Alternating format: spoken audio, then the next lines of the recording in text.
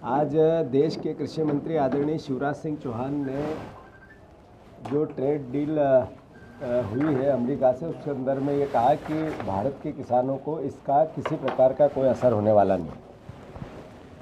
आप सबको सर्वविदित है, देश को सर्वविदित है कि भारत के प्रधानमंत्री पिछले कई 4-5 महीने से ये टैरिफ को लेकर बातें चल रही थी। तो जो टैरिफ 25%, 50% किस तरीके से देश को धमका रहा था डोनाल्ड ट्रंप, ये किसी से छुपी हुई बात नहीं। और जब 31 मिनट मोदी जी की और ट्रंप जी की बातचीत हुई और ट्रेड डील भारत और अमेरिका के बीच में कन्फर्म हो गई। पहला बयान आया देश के अमेरिका की कृषि मंत्री का, फिर विदेश सचिव का बयान आया और दोनों ने चिल्ला चिल्ला के ये बात कही कि भारत में अमेरिका के कृषि उत्पाद में 0% टैरिफ के आधार पर कोई न टैक्स लगेगा और भारत में कृषि उत्पाद जाएंगे। मैं आग्रह करना चाहता हूँ, शिवराज सिंह चौहान ने ज़रूर, मैंने 2-3 दिन पहले भी बात करी थी, उनके आग्रह किया था कि आप आदरणीय शिवराज जी, इस पर स्पष्टीकरण आपको देना चाहिए।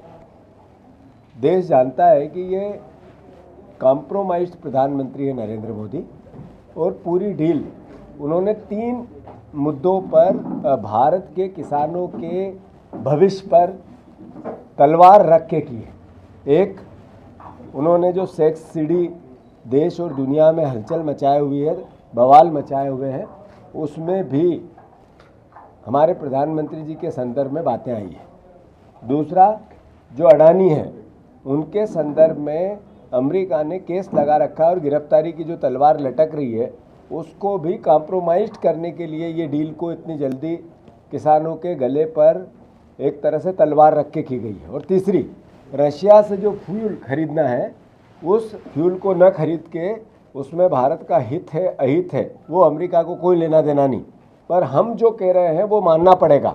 एक तरह से तीनों बातें सर्वविदित है कि कॉम्प्रोमाइज़ हुई है। अब शिवराज सिंह चौहान जी जिस तरीके से वक्तव्य दे रहे हैं, मैं समझता हूं कि वो मूर्ख समझ रहे हैं भारतवर्ष के किसानों को। वो आंखों में धूल नहीं झोंक रहे हैं, आंखों में मिर्ची झोंक रहे हैं कि जिस तरीके से भारतवर्ष की प्रति व्यक्ति किसान की जो खेती का रकबा है वो 2.25 है एवरेज, और अमेरिका में 400-500 एकड़ प्रति व्यक्ति एग्रीकल्चर रकबा है। मतलब हमारे यहाँ से 500 गुना ज़्यादा किसानों का एग्रीकल्चर रकबा है वहाँ।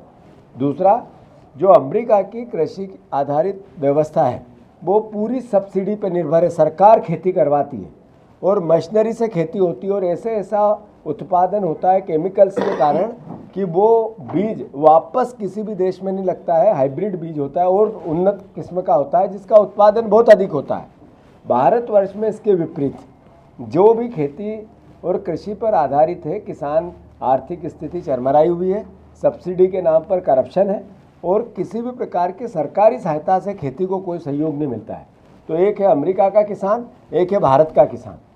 आप कह रहे हो कि वहाँ का डेयरी प्रोडक्शन यहाँ नहीं आएगा, सीधा दूध नहीं आएगा, तो दूध से बना हुआ पनीर आएगा, उसका उत्पादन आएगा, तो यहाँ के डेयरी उत्पादन पर उसका असर आएगा। मतलब शिवराज जी मूर्ख समझ रहे हैं सबको। मैं समझता हूँ कि ऐसे में देश के किसानों को जागना चाहिए कि जहाँ पर भारत की औसतन प्रत्येक सहायता लगभग 14,000 रुपया पर किसान को अलग अलग सब्सिडी में दी जाती है, वहीं पर अमेरिका में पूरा खेती का खर्चा एक तरह से सरकार उठाती है, मतलब किसान को कुछ नहीं लगता है। तो ये बेसिक कंसेप्ट को भारत के किसानों को और भारत की सरकार को समझने की आवश्यकता है। जो भारतवर्ष में सोयाबीन, अगर यहाँ के सोया स्टेट था उसका दर्जा गया, अभी सोयाबीन वहाँ पर जो अमेरिका में होती है और भारतवर्ष में होती है, सोयाबीन से बने हुए उत्पाद, सोयाबीन नहीं आएगा तो वहाँ से पाम ऑयल आएगा, तेल आएगा, अलग अलग तरीके के और सोयाबीन से बने हुए प्रोडक्शन आएंगे। जो यहाँ का उत्पादन होता है वो एकदम जीरो हो जाएगा। स्वाभाविक है कि सोयाबीन बिकेगी नहीं अगर यहाँ के प्रोडक्शन बढ़ेगा नहीं, तो या उसका रेशियो आर्थिक रूप से जमेगा नहीं इकोनॉमिकल, तो यहाँ के किसान को असर आना ही आना है। मक्का नहीं आएगी, डायरेक्ट नहीं आएगी, पर मक्का से बने हुए प्रोडक्ट्स सारे आएंगे। तो ये शिवराज जी जिस तरीके से गुमराह कर रहे हैं, मतलब एक कृषि मंत्री किसानों की हत्या कर रहा है। ये सबसे बड़ा देश के कृषि मंत्री को आवाज़ उठानी थी कि मैं इस देश का कृषि मंत्री हूँ, किसान का बेटा हूँ, पूरी ज़िंदगी मैंने किसानों की बात की है। खेती को कितना नुकसान इस डील से हो रहा है, उसके लिए सरकार के अंदर सरकार के बाहर किस तरीके से मैं किसानों की रक्षा कर लूँ, ये बात हमारे शिवराज सिंह चौहान ने नहीं की। ये किसान पुत्र इस बार किसान की हत्या करने वाला कृषि मंत्री बन गया।